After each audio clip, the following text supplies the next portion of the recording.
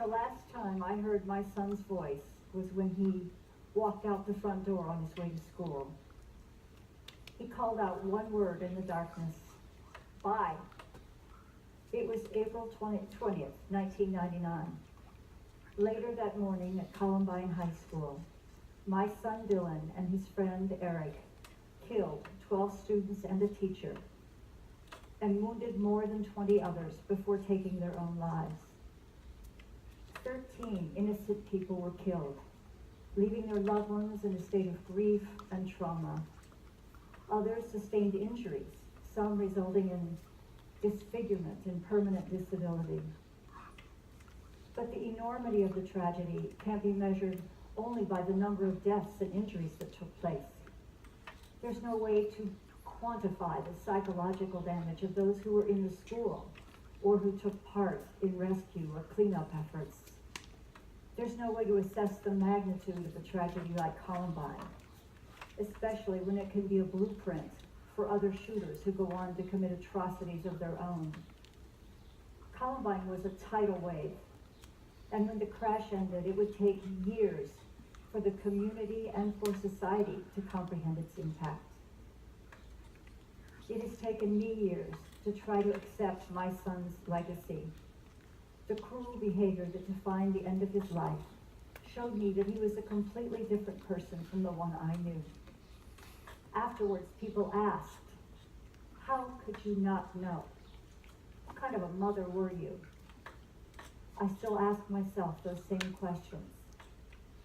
Before the shootings, I thought of myself as a good mom, helping my children become caring, healthy, responsible adults was the most important role in my life.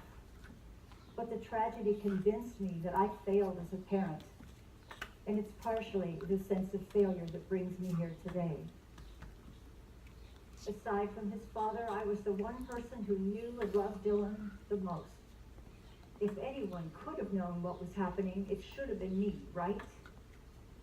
But I didn't know. Today I'm here to share the experience of what it's like to be the mother of someone who kills and hurts. For years after the tragedy, I combed through memories, trying to figure out exactly where I failed as a parent. But there are no simple answers. I can't give you any solutions. All I can do is share what I have learned.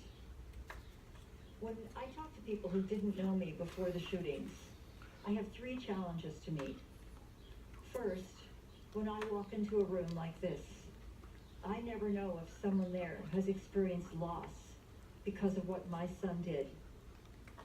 I feel a need to acknowledge the suffering caused by a member of my family who wasn't here to do it for himself.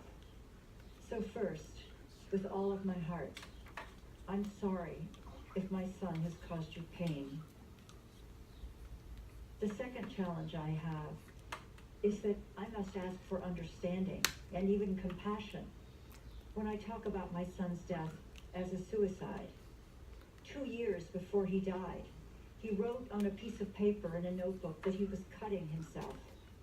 He said that he was in agony and wanted to get a gun so he could end his life. I didn't know about any of this until months after his death. When I talk about his death as a suicide, I'm not trying to downplay the viciousness he showed at the end of his life. I'm trying to understand how his suicidal thinking led to murder. After a lot of reading and talking with experts, I've come to believe that his involvement in the shootings was rooted not in his desire to kill, but in his desire to die.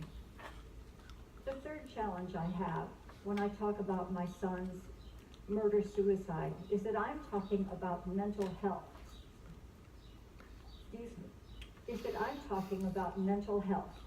Or brain health, as I prefer to call it, because it's more concrete. And in the same breath, I'm talking about violence. The last thing I want to do is to contribute to the misunderstanding that already exists around mental illness. Only a very small % of those who have a mental illness are violent toward other people. But of those